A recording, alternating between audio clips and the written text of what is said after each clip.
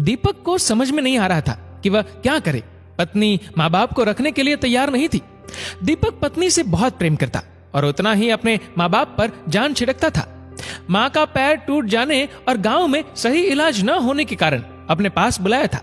दीपक की पत्नी सास की सेवा करने को तैयार नहीं थी। दीपक नौकरी के साथ माँ बाप की सेवा करता। दिन प्रतिदिन पत्नी और दीपक में मनमुटाव रहने लगा। दीपक परेशान होकर घर छोड़ने की सोचने लगा। किससे अपने मन की बात कहे। बहुत सोचने के बाद उसको शेखर याद आया, जो उसके बचपन का दोस्त था। दीपक ने किसी तरह रात बिताई। पत्नी के किचन में जाते ही शेखर के पास फोन किया। शेखर पत्नी से बोला, देखो तो किसका फोन है। पत्नी फोन को उठाकर बात करने लगी थी। शेखर को यह देखकर पता लग गया कि किसी अपने का ही फोन है। पत्नी बोल रही थी, अभी बुलाती हूँ। पत्नी ने बताया, दीपक भाई साहब का फोन है। दीपक, इतने महीनों बाद याद आया, क्या बात हो गई इतनी सुबह। शेखर फोन पर अपने दोस्त दीपक से बात करने लगा था और बार बार यही वाक्य दोहरा रहा था, मैं अभी आ रहा हूं, मेरे आ जाने के बाद ही कोई फैसला लेना। शेखर की पत्नी परेशान होकर पूछने लगी, क्या हुआ जी, कोई परेशानी वाली बात तो नहीं। शेखर बोला, परेशानी वाली बात ही है, दीपक घर छोड़कर जा रहा है। कहा? शेखर की पत्नी बोली, मुझे ज्यादा पता नहीं है, मेरे कपड़े निकाल दो, मैं अभी दीपक के घर के लिए निकलूंगा। शेखर गाड़ी में बैठ सोचने लगा, ऐसी क्या बात हो गई कि दीपक घर छोड़कर दूसरी जगह रहना चाहता है। दिमाग में कई तरह के ख्याल आ रहे थे। फिर अपने को समझाता कि ऐसा कुछ नहीं होगा, सब अच्छा होगा। पर हम इंसान जब कुछ सोचते हैं तो पहले गलत ही सोचते हैं। शेखर का भी यही हाल था। शेखर दीपक के साथ बिताए समय के बारे में सोचने लगा था। कैसे दीपक और उसमें क्लास 6 से दोस्ती हो गई। दोनों एक ही पास बैठते, खेलते और खाते। एक बार कई दिनों तक दीपक स्कूल नहीं आया। शेखर उदास रहने लगा। दूसरे दोस्त बोलते, तुमको हम लोग नहीं खिलाएंगे, जाओ अपने दोस्त के साथ खेलो। कई सप्ताह बीतने पर शेखर के पिता शेखर से बोले, तुम्हारा दोस्त आजकल नहीं दिखता। शेखर ने अपने पिता को बताया कि बहुत दिनों से स्कूल नहीं आ रहा, उसका कुछ पता नहीं। शेखर के पिता स्कूल जाकर दीपक के घर का पता स्कूल से लेकर शेखर के साथ घर पहुंच गए। दोनों दोस्त एक दूसरे से मिलकर बहुत खुश थे। दीपक के पिता की नौकरी छूट गई थी, इसलिए दीपक का स्कूल जाना बंद हो गया था। शेखर के पिता जब वापस घर को चलने लगे तो देखे दोनों दोस्त बहुत उदास थे। उनके चेहरे पर न मिल पाने का दर्द साफ दिख रहा था। शेखर के पिता कुछ देर आने के बाद वापस दीपक के घर लौट गए और दीपक के पिता से दीपक को मांग रहे थे। बोले कि मैं यही समझूंगा कि मेरे 2 बेटे हैं, भगवान को भी शायद यही मंजूर था। दीपक के पिता मान गए और शेखर के साथ दीपक रहने लगा। साथ पढ़ना, खेलना और बदमाशी करना होने लगा। दोनों को बहुत प्यार मिलता। सब यही जानते कि दीपक और शेखर भाई है। दीपक अपने शांत स्वभाव के कारण शेखर के पिता का प्रिय हो गया और शेखर उसके विपरीत बहुत चंचल था। समय बीत रहा था, पढ़ाई समाप्त हुई। दोनों अब नौकरी की तलाश में अलग हो गए और शेखर के पिता भी चल बसे। शेखर प्राइवेट नौकरी करने लगा और शादी हो गई। दीपक तैयारी कर अच्छी नौकरी करना चाहता था। कुछ समय बाद उसे सरकारी नौकरी मिल गई। दोनों में पहले तो बहुत बातें होती, पर जिम्मेदारी बढ़ने से बातें तथा मिलना जुलना भी काफी कम हो गया। अब तो सिर्फ त्योहारों पर मैसेज और कभी कभी बात हो जाती। अब 20 साल हो गए थे। दोनों के बच्चे भी कॉलेज में थे, फिर भी दोनों बहुत अच्छे दोस्त थे।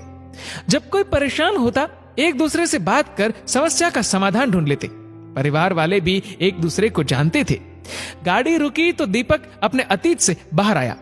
ड्राइवर बोला, साहब घर आ गया। शेखर जल्दी से फाटक खोलकर दीपक के घर में प्रवेश करता है। देखा सभी लोग उसी का इंतजार कर रहे थे। एक तरफ दीपक सोफे पर बैठा रो रहा था, दूसरी तरफ भाभी जी, दीपक की पत्नी और उनका 19 साल का लड़का। शेखर ने दीपक से पूछा, क्या बात है, क्यों घर छोड़कर जाने की बात कर रहे हो? पर दीपक अपनी जिद पर अड़ा हुआ था। दीपक बोला, मुझसे नहीं, पत्नी की तरफ इशारा करके उससे पूछो। भाभी जी बताइए तो क्या बात है? शेखर ने पूछा, पर कोई जवाब नहीं मिला। दूसरे कमरे से भी रोने और खांसने की आवाज आ रही थी। शेखर उस कमरे की तरफ देखा और आगे कमरे में चला गया। वहां दीपक के माँ बाबूजी सर नीचा किए रो रहे थे। शेखर के पैर छूने पर माँ बाबूजी भी शेखर को पकड़कर रोने लगे और हाथ जोड़कर बोल रहे थे कि उसको समझाओ कि हम लोगों को छोड़कर न जाए। पर बात क्या है, कोई बताने को तैयार नहीं था। शेखर बाहर आ दीपक को बहुत तेज डांटा और बोला, कैसे आदमी हो तुम? बूढ़े माँ बाप को रुला रहे हो। ना अपनी पत्नी, न बेटे और न ही माँ बाप की चिंता है। दीपक दूसरे कमरे में शेखर को ले जाकर सारी बात बताई। दीपक बोला, जब से माँ पिताजी गांव से आए हैं, उनके साथ कोई घर में अच्छा बर्ताव नहीं करता। जब घर वाले नहीं करेंगे तो क्या नौकर चाकर करेंगे? पत्नी रोज बोलती है, इनको घर भेज दो, मैं इनके साथ नहीं रहूंगी, या मुझे छोड़ दो। मैं रोज रोज के झगड़े से परेशान हो गया हूं।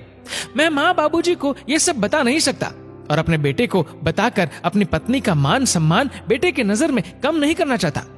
इसलिए मैंने फैसला किया है कि मैं ही घर छोड़कर चला जाता हूं। शेखर बोला, इससे समाधान हो जाएगा क्या?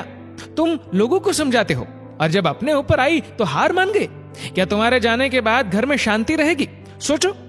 शेखर बाहर आकर दीपक की पत्नी के पास बैठकर बहुत देर तक बातें करता रहा। दोनों को पास बैठा समझाया और बोला, भाभी जी, जब बेटा पूछेगा कि पापा घर छोड़कर क्यों चले गए तो क्या बता पाएंगी? जब वह आप सबके साथ यही काम करे तो आपको अच्छा लगेगा? या माँ बाबूजी से कभी नजर मिला पाएंगी? दीपक की पत्नी अपनी गलती समझ चुकी थी। दीपक से माफी मांग बोली, मैं कभी भी नहीं बोलूंगी। माँ बाबूजी को अलग करने के लिए आप वादा करिए कभी भी घर छोड़कर जाने की बात नहीं करिएगा। शेखर दीपक से बोला, आजकल सबके साथ ही समस्या है। शेखर एक दिन रुक कर घर चलने को हुआ तो दीपक की पत्नी हाथ जोड़कर बोली, भाई साहब, ऐसे ही आप हमारे जीवन में बने रहिए। माँ बाबूजी का आशीर्वाद ले शेखर धीरे धीरे कदमों के साथ आगे बढ़ रहा था। दोस्त से बिछड़ने का दुख था, पर दोस्त को सपरिवार देख दिल बहुत खुश था। फिर मिलने की उम्मीद ले गाड़ी में बैठ अपने लक्ष्य पर आगे बढ़ा। दोस्तों, आपके इस वीडियो के बारे में क्या राय है? नीचे कमेंट करके जरूर बताएगा। और अगर आपको वीडियो अच्छा लगा हो तो इस वीडियो को लाइक करेगा, शेयर करेगा ज्यादा से ज्यादा लोगों तक। और ऐसे ही और भी इंस्पिरेशनल वीडियोस के लिए सब्सक्राइब करें हमारे यूट्यूब चैनल को और फेसबुक पर फॉलो करें हमारे पेज को। धन्यवाद।